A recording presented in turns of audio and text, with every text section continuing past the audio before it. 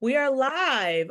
Thank you for joining us. It is the 243rd episode, good God, of the Mina's House podcast. I am Mina SayWhat.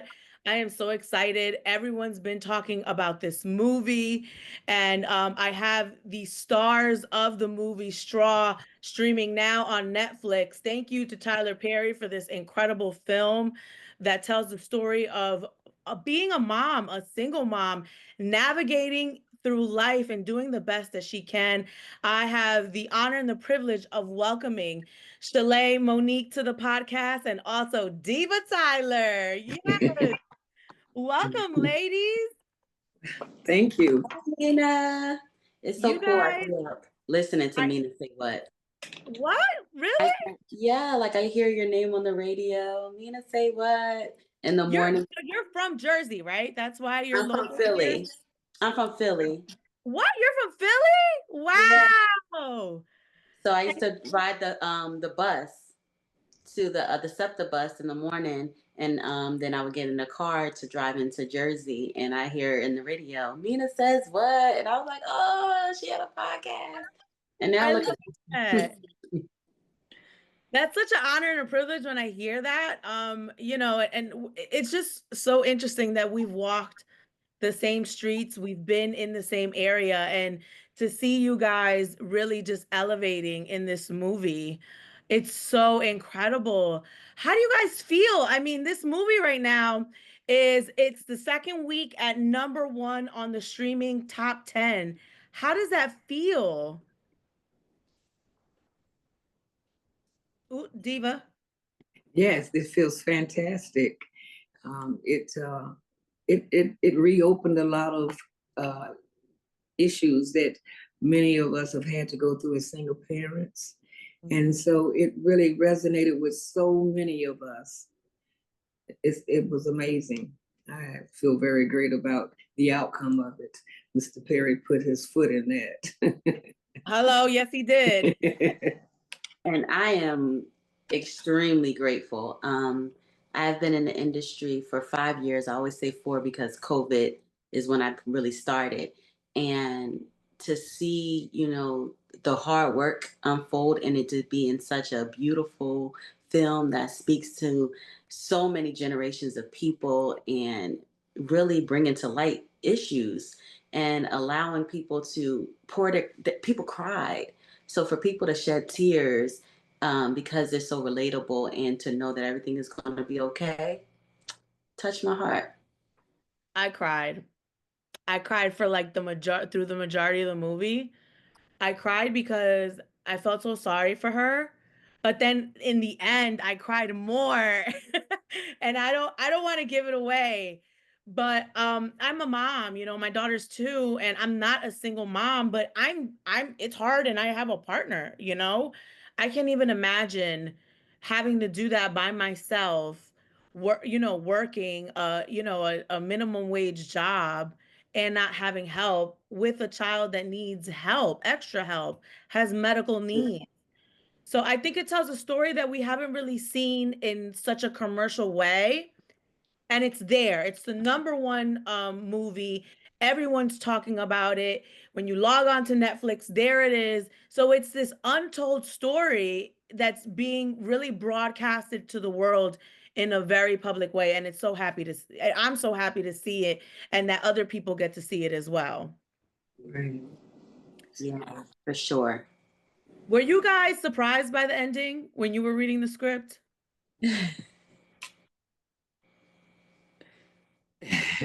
Well, my response on that is it was so deep in reading the script, I literally had to put it aside. I literally had to put it aside and come back to it. But processing it through reading the script and actually sitting there seeing it when it came out, it it was nothing. It brought the different emotions, so many different emotions that came out, and so many memories of what people that I've known have gone through just to get by. It was very powerful, and that I felt that it resonated. Yeah. Yeah, I feel the same way. I feel like no matter how many times I read it, to see it come to play and to see it lived out loud was nothing compared to what I read. It was a beautiful sight to see. Did you guys cry on the set? I feel like I would be crying throughout the the whole filming. Don't break I'd be like, character, Mina, get sis. out of the set. You're crying too much. So the as far as crying, it wasn't crying because of the unfolding of the story. Um, my tears came from the fear for my situation out in my character, as far as the character was concerned. And that was very appropriate for an elder person to be experiencing when all she wanted was her money. And for me, one of the greatest things as an actor is to hold back tears, because in reality, you want to cry.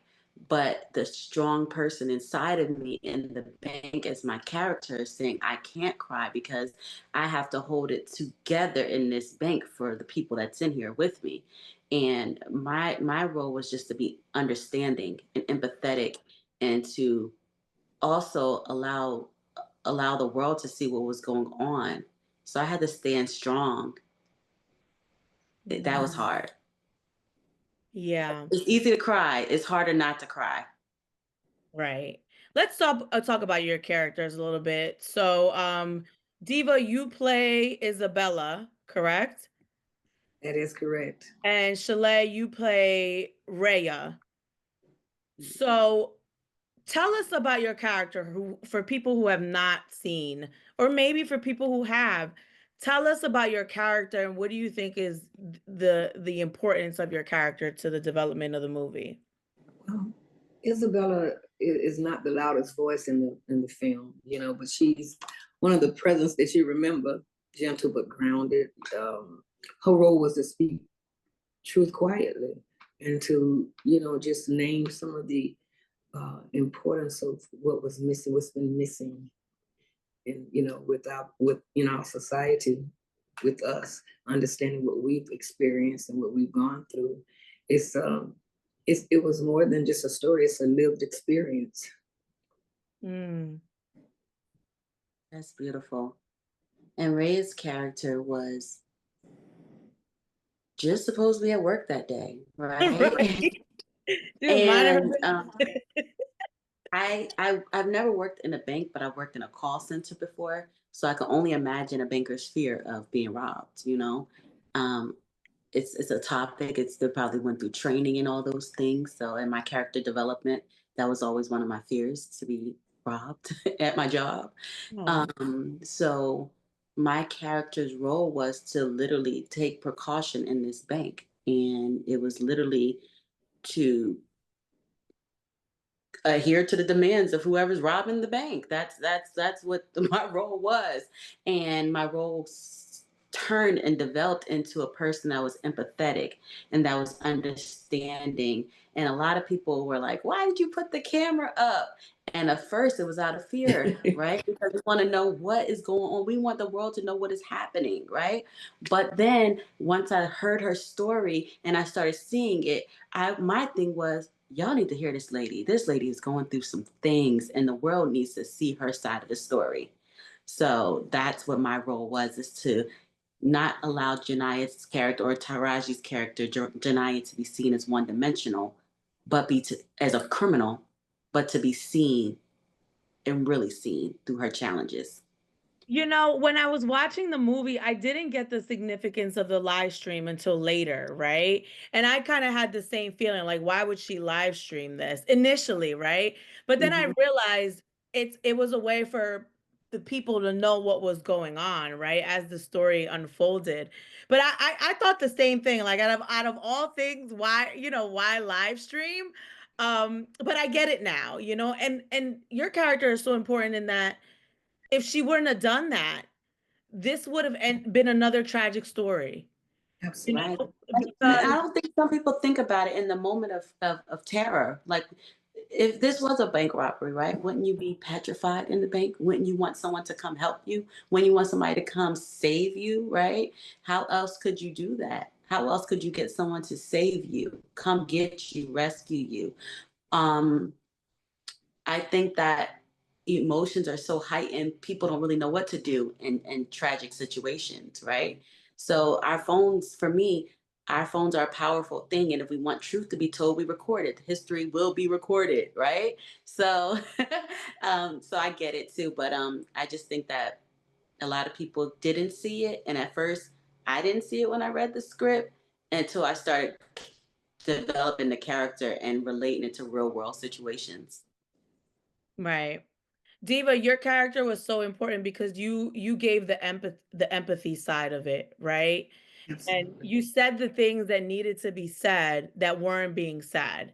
You know, you have Shalet's character. She's scared, but she's courageous enough to live stream.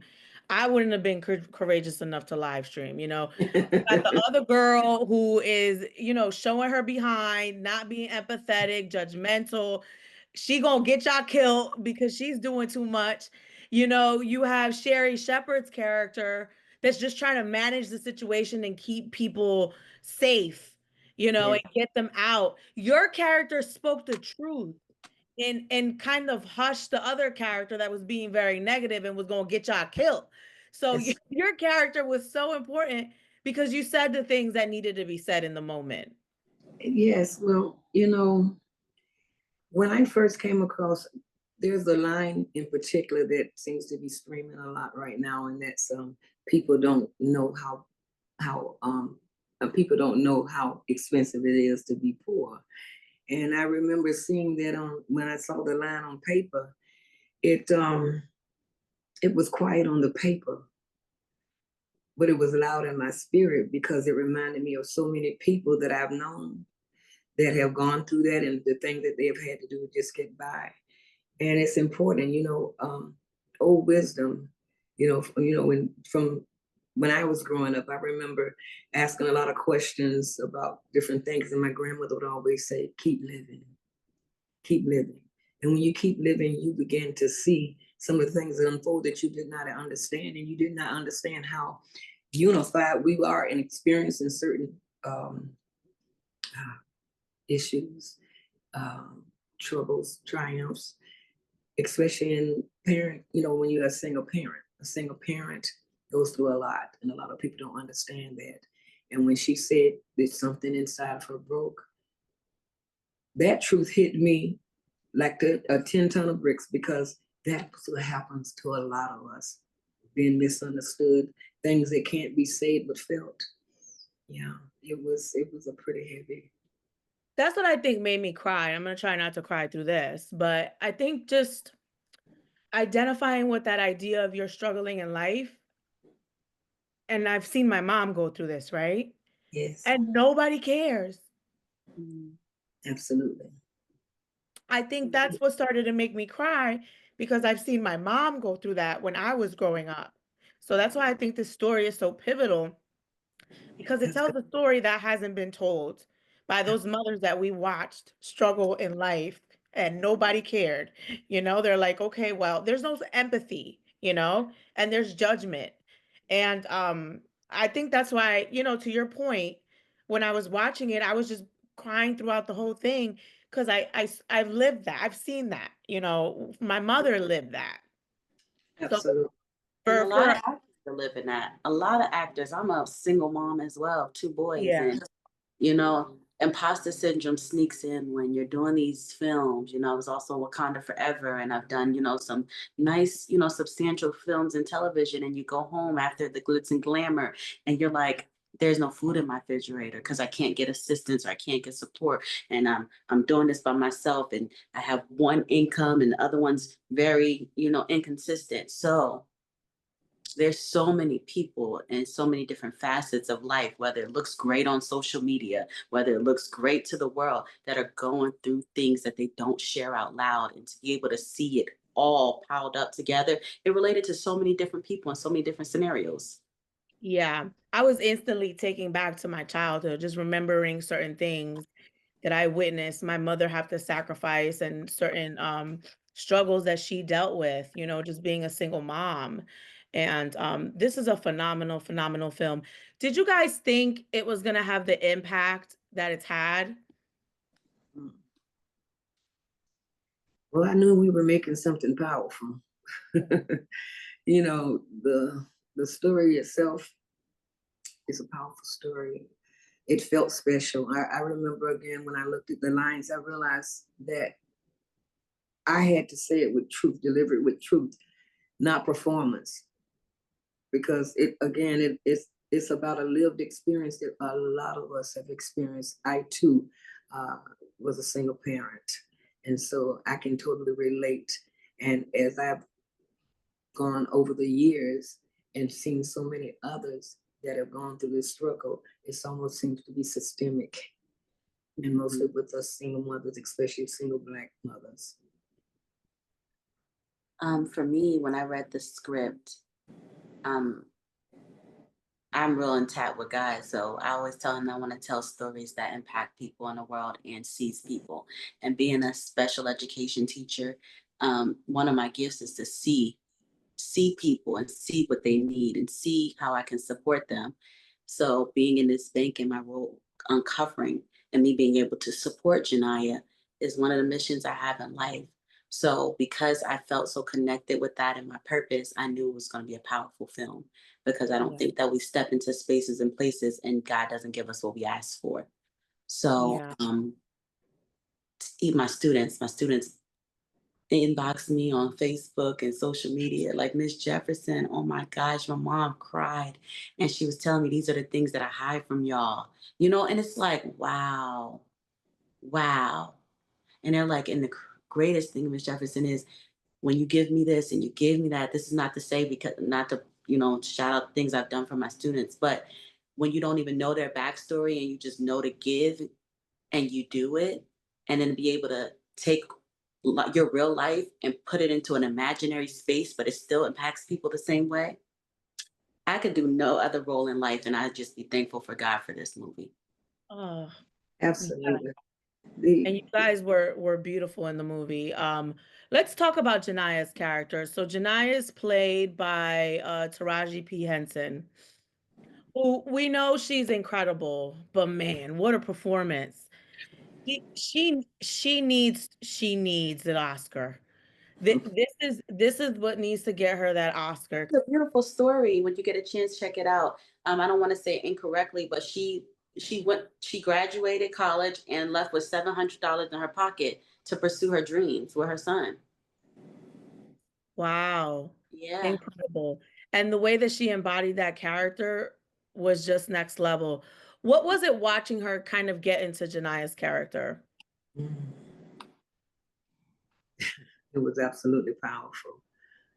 It was very powerful. The story, the cast, the energy, it all felt very special. And Taraji brought all of it to life through her performance. It was amazing to watch her and honor. Yeah. I'll say it over and over again. It was like a master class. All the work that you put in, you could see it pour out. And you could see the words jump from the page and she made it her own. And that's the kind of art that you want to create, where you completely remove yourself and you allow the art and the story to take over. And she Yes. took over that story. Yeah. We've seen her in so many amazing roles, but this role here, she put her foot in that role. What was it like on set? Because Tiana Taylor's in the movie, Sherry Shepherd. I don't know why I imagine it being funny and laughter, because Sherry's just so funny. But what was it like when you stepped on the set? What did it feel like? Mm. Again, it was it was a joy. It was powerful from the beginning, just going in. And once I read the story, most of the story, and actually became the character, got into that character, and I began to see the other characters unfold. The story itself came alive. It was amazing. You ask if we thought it would be number one. No, that's God's grace. But I do know that we tapped into a deeper truth that needed to be told, that was ready to be received, and most people can't speak on, and so I did that. It was amazing. Mm. For me, stepping on set, this is my first Tyler Perry production. it immediately gave me home environment, like family, like really people genuinely cared for one another on that set as far as location wise. I didn't know Taraji was going to lead this movie. So I didn't know that she was going to lead this movie at all. I didn't know a lot of the cast that were going to be in the movie. So when I walked into that space and saw that Taraji was leading it, I said, wow. And then I've learned of Sherry Shepherd in that role. And I started watching all her highlights and things like that. And I'm like, okay, this is very interesting to see her and such a, from comedic acting to something so strong. So it's very interesting and it's a great sight to see how her character is phenomenal. She did her thing as well. So to see how versatile artists are was phenomenal.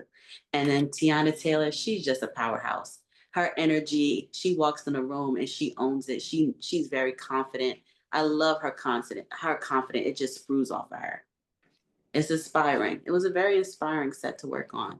And then Miss Diva, like she has to be one of my favorite actors of all time now too. Like I couldn't have asked out for a better cast to work with on my first feature film that went global like this. Thank I was you. gonna say that it was casted very well. I just learned that's Diva's real name. I thought that was her stage name. No, she came out being Diva. I was Oh, like, she was a that. diva. You should see the pictures I got of her walking onto that set. Okay, I said, "Who is this lady?" Everybody was amazing. Everybody was amazing. It again, it was honestly, it was awe inspiring just to see when Taraji began to transform into her character, and she brought so many very variations of that character out. Just to see, it was like a transformation. Uh, and when they would cut, she was calm. She was just her regular self, and she would go back into a character just like this without a, you know, without a hitch. Sherry Shepherd, she was a quiet force, very, very relatable. And when I saw her go into her character, it wasn't like watching a character. It was like it was as if I was watching who she was. She brought that out of herself into that character. Tiana Taylor, she just I really like watching her work and seeing her character. I've seen her do some of her music videos, but to see her actually on set and what she can do, I love the multiplicity of all the talent that was on that set.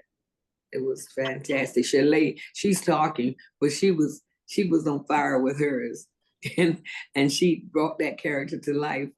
Ashley Yes. totally brought the character because I'm seeing some of the comments, and people really bought into her character. They're Yeah, like, I'm not a And fan of she's the Ashley. sweetest. She's the sweetest person Ashley ever. Oh my gosh. Ashley played the villain because really, for me, Ashley was the biggest villain. I know we talk about the FBI being there, and then the white commander coming in. He was also a villain, but Ashley's character for me was more of a villain because you expect her to have more empathy and to care more. And she's learning in real time the way that your characters are learning about this woman. She's going through a mental health episode, yes, right? She's stressed out about her child and her living situation and the financial and her life, you know.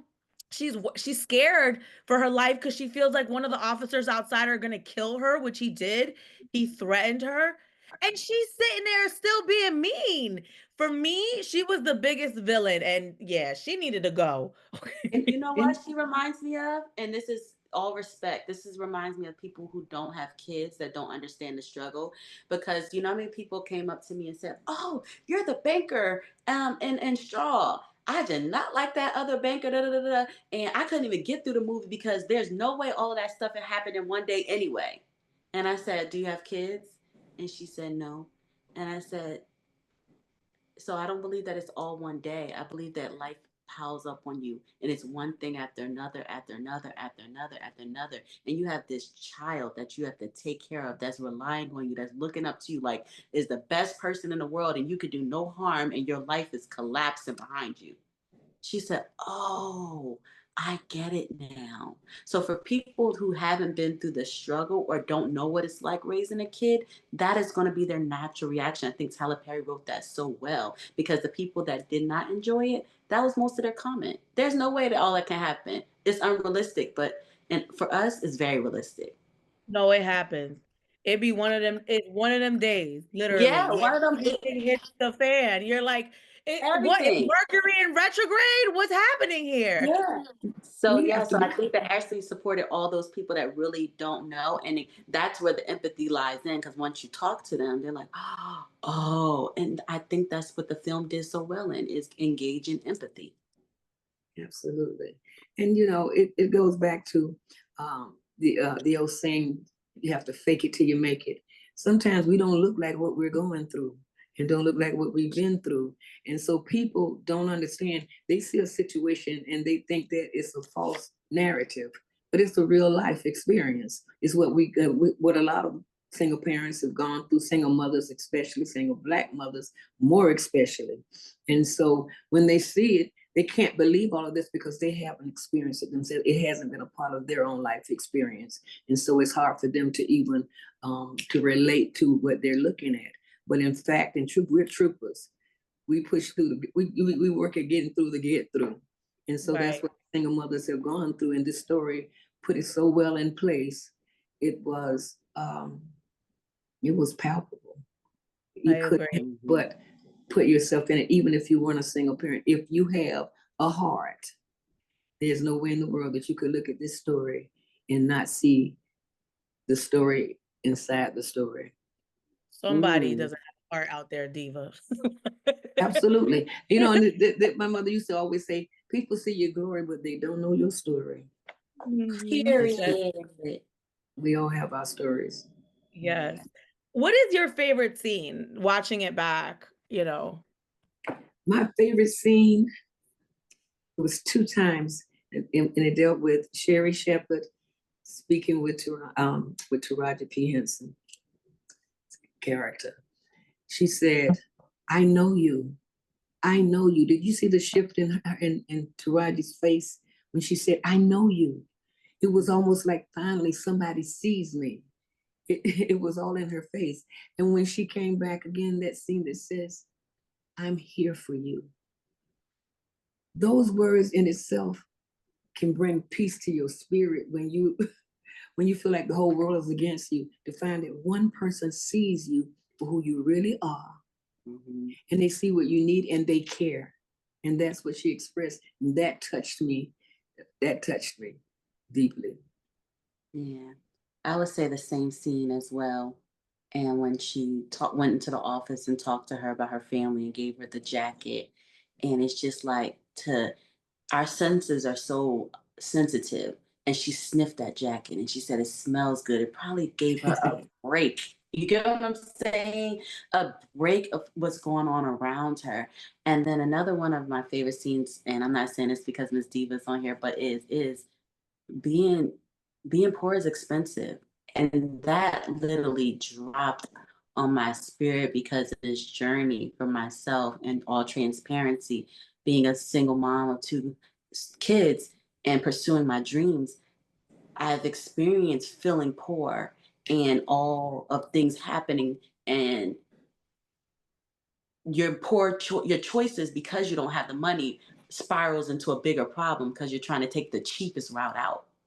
Because if I Right. had it, I wouldn't have to deal with this. But because I didn't have it, all of this is spiraling. And it hit me so hard because it's just that sentence that nobody understands how being poor is so expensive. So that was one of my favorite scenes. Absolutely. I really like the scene where they're walking out and the women are like shielding her. I think that was really powerful. That was my favorite scene because they're protecting her. Yes. And it was so nice to see women protect other Yeah. women. And Yes. it really touched my heart when we found out what was going on with the little girl. Oh, Oh When my we gosh. found out, I was like, I don't wanna give it away for people who have not seen it, but I did not expect that, and I think it opened my heart up more because it showed me how important Sherry Shepherd's character was.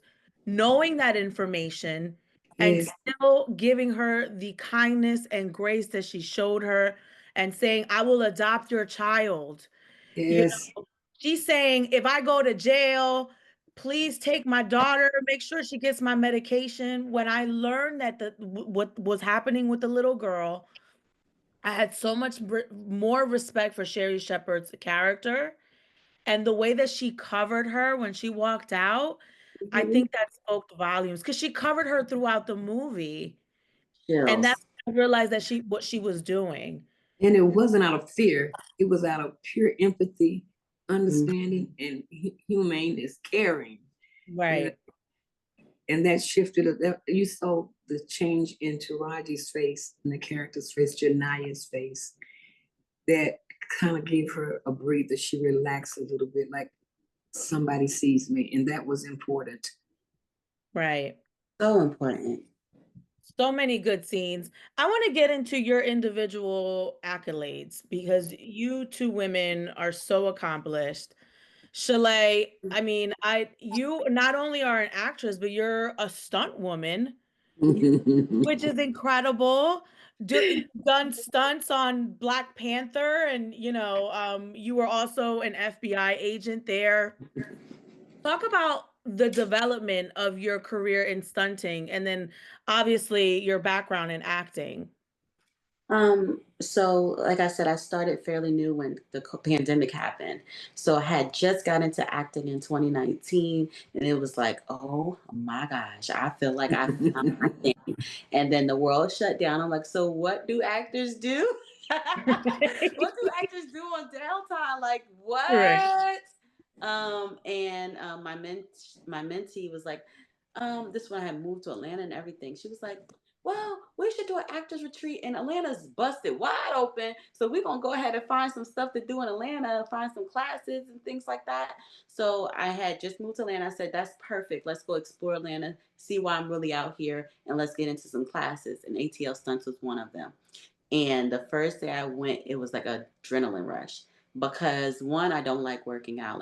It's too boring. My ADHD does not support gym activity. So, so stunt training was like, I could do this and work out at the same time. So I continued to go and go and go and go. And I remember, and this is no shade to education or anything like that, but a lot of little risky business was happening during COVID because a lot of teachers weren't in the classroom. They needed to educate these kids. So a lot of things that weren't really legal were happening. And God said, get up and leave that job because your license is on the line. And I always go back and teach during, interims of my career still. So I left, and the next day I got called in because I submitted to a background role for an FBI specialty teams for Wakanda Forever. And they called me and said, hey, we're actually looking for a character, and you resemble this character from a episode, excuse me, from a space that we shot last fall. We're actually going to hold you real quick because we're going to upgrade your role from a background to the FBI agent. And I was like, so this is what obedience gets you? Because sis, we already know the struggle of being poor. So I was like, okay, so that's perfect. So I walked onto that set not as a specialty background stunt person, but as an FBI agent that was replacing someone from the last shoot and fall. And it was just such a beautiful experience because that's when Chadwick had just, God rest his soul, passed away. And you could feel the love that was on that set. Like everyone was just trying to make him proud. So it was just a beautiful experience, and Marvel's so discreet, so everything was just, this is what you're doing. There was no papers, it wasn't a whole lot of paper trails and all that. It was just living in the moment, and it was just a beautiful moment. So that's how I wind up getting into them, into stunts. And then I went on to do Disney FX class of '09, where I was an FBI agent as well, and I use my stunts when I can, like the Afro-Cuban Jackie Chan. Girl, I was gonna say, how many Black women are in that space? It, Um, did you see a lot of people that looked like you? no, but there's some great people that I looked up to, like Carrie. Carrie, she's a phenomenal stunt actress. Looks like me. She's in all types of Wakanda Forever. She did the motorcycle stunts. She was another person I looked up to in the industry when I went to go search Black stunt women. But I haven't seen too many, and I don't want to say that there's not a whole lot, but there's not a whole lot. Mm. Well, I want to say something about Shalet. She is incredibly talented. She's thoughtful and she's grounded. You know, her connection just seems so natural when we met, you know, her personality and the way she talks and treats other people is very noticeable. I was inspired by her openness and her professionalism. And I know that she brought something special and meaningful to each one of us. It makes a difference when you're on set, especially when you're dealing with emotional characterizations and what have you. But I loved working with her. All the cast was wonderful, but I just had to give that special shout out to Shalet because, yeah, she caught me early, you know. And so we both brought something meaningful, you know, to each other. It was great. I Shalet, agree. you mentioned you're Afro-Cuban. One of my closest friends growing up, he was a guy, but he was Afro-Cuban, and this is when I first learned about the complexity of ethnicities and being Afro-Latino and Afro-Latina, and how he was Cuban but he identified as Black. I learned all of that as a child in high school from my friend. Can you talk about your background and how does that show up in these spaces? To be honest, I don't talk about this too much, but when I was a kid, I was in speech classes because I had like a language barrier speech kind of thing going on. And it made me just want to speak proper English. Like I went to speech classes and I was like, this is how people talk, and this is how you should talk so that you don't get made fun of and all those wonderful things. And it made me lose the joy of being able to be bilingual. And I remember going back and just constantly practicing my Spanish over and over and over again. But then another stigma came up. Oh, you're Latina, but you're dark skinned. Do you know the Cubans are like extremely chocolate and melanated? Dominican. I And, had a and the Dominican friend. She was chocolate and she was Dominican. She yeah, would say I'm Black too. She would say I'm Black. And because it's it's funny, I easier. would talk to them. They're like, when people see me, they don't say you're Cuban, you're Dominican. They say you're Black. Yeah, and I did that for, that's why I said I did that for a long time. But now as I think God brought me into this industry for a reason because I was always just Chalet, I'm a Black girl who speaks great speech because I went to speech classes. This is who I am so I can shelter and protect myself. But the industry taught me that you are a creative and you are a work of art. And that allowed me to embrace myself and embrace that I'm Afro-Cuban and I'm not just African American, I'm Afro-Cuban and I own who I am. And I've done commercials, auditions where I auditioned in Spanish as well. And I have a lot of friends in the industry that are Latina, and I just enjoy being in that space saying I belong here and I fit in here and I can reach the masses because I'm just not Black. I am Afro-Cuban. I can relate to a lot of different people and cultures. And then just found out that my great grandmother's husband was Puerto Rican. So I'm embracing that too. I am who I am. I am this multicultural melting pot. And I believe that it helps create and shape my art. I love that.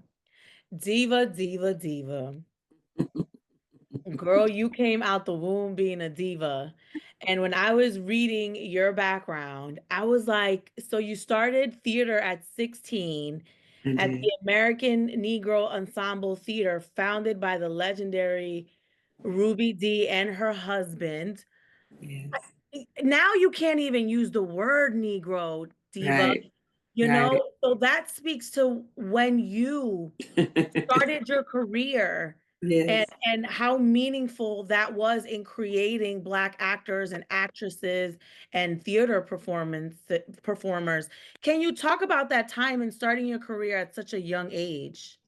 Well, my well, first of all, my grandfather pastored his own church, and so I grew up in church doing the Easter speeches, the Christmas speeches, and what have you. I was in all of the little plays and what have you. And I found that I had a knack for um, being able to absorb dialogue and remember it, you know. And so, you know, my first steps was on stage. I did community theater. When I was in New York at that time, I worked with again Ossie Davis and Ruby D, and we did several plays. Um, I worked. I actually got an opportunity to do the stage play that Wait Until Dark, where I actually played the blind woman, and it was amazing. I was probably about 16, 17 then. And I remember hearing the audience. I wasn't aware, you know, you're in your character, so you're not aware that you're on stage. You're in your mind, you're not thinking when I'm on stage, you're just in that moment, in that character, and in that scene. And people were yelling out, watch out, watch out. And it took a lot to even keep from being distracted. But I loved it so much. I loved the what it gave to people, how it seemed to pour into people that needed some this wonderful distraction, some form of entertainment. This is some of the things that they did during war, was bring entertainment to the soldiers so that they, you know, could have some type of brief connection back with reality. And so from there, I continued to do stage, community theater, and what have you. And I've not gone on to Broadway stage, but at one point, once I moved to Atlanta, I decided when I saw the grassroots of Atlanta building up in the television and film industry, I said, "Well, I'm going to try that because why not?"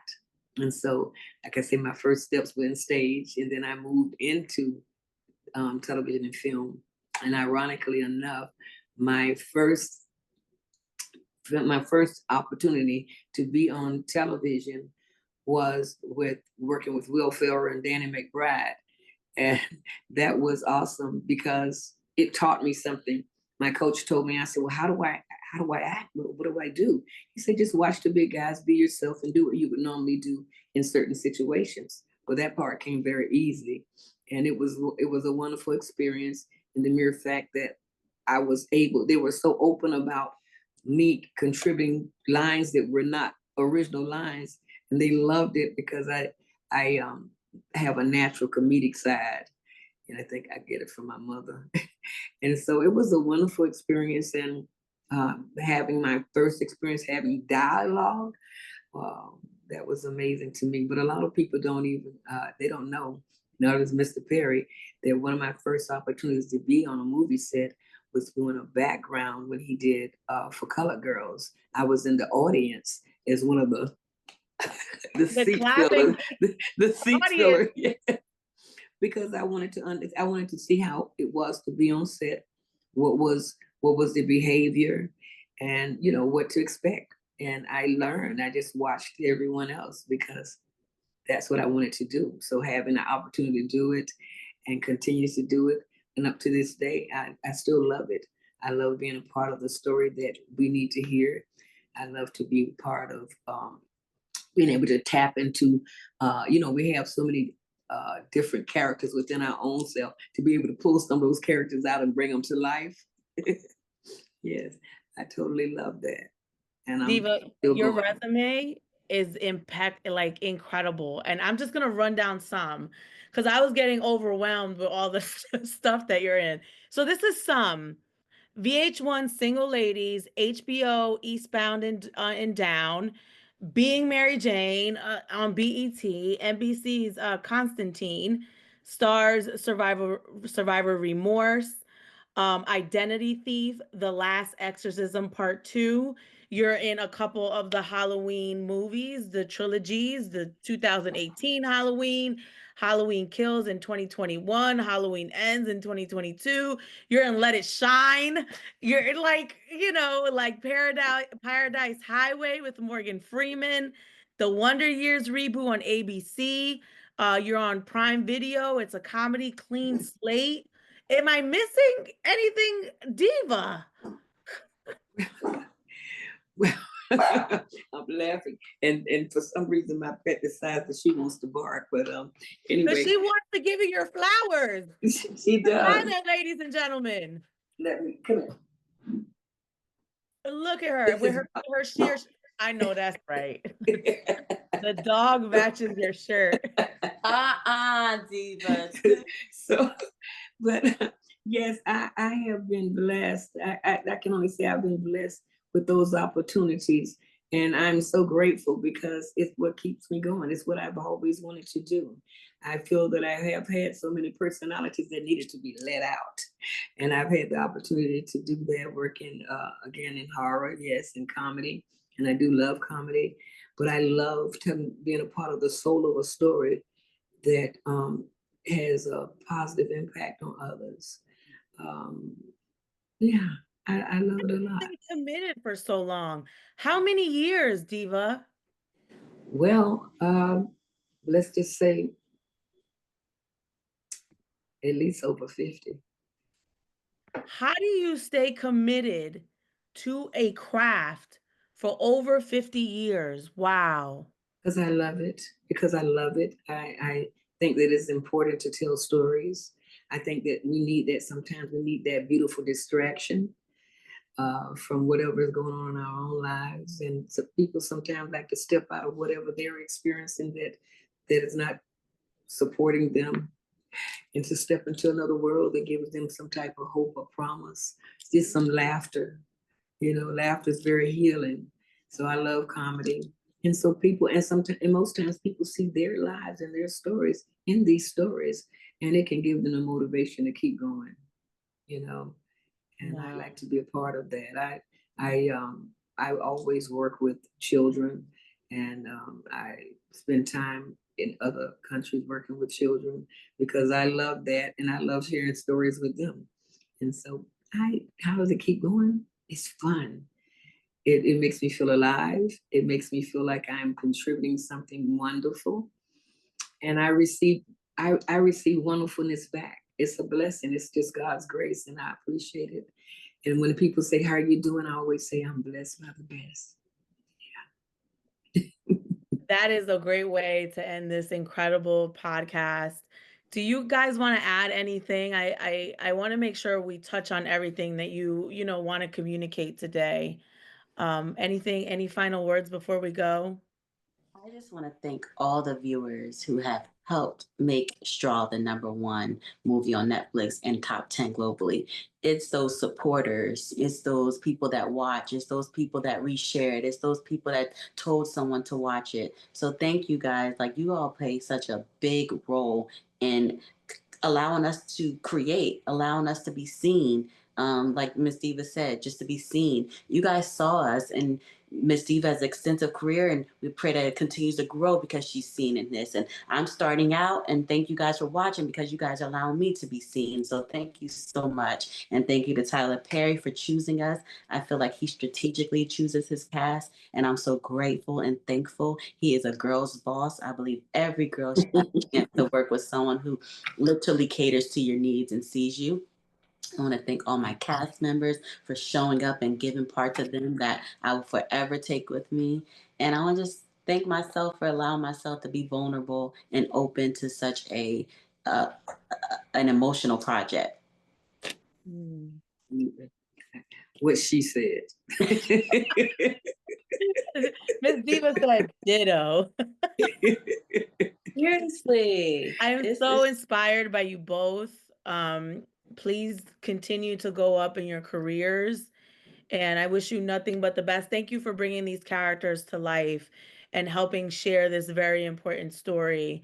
And like I said, it touched my heart, and I'm crying in the podcast. I cried watching the movie. Thank you for Well, seeing thank people, because you. you bring a lot of people onto your podcast, and they're seen. So thank you for allowing people and their gifts and talents to be seen as you continue to operate in your purpose. Thank you. Thank you so much. And Shalet thank Monique, you. Thank you for Diva having. Tyler. I love you guys. Congratulations on the success. The movie will stay in the #1 slot for weeks to come. Okay. And that will prepare you for your next greatest thing.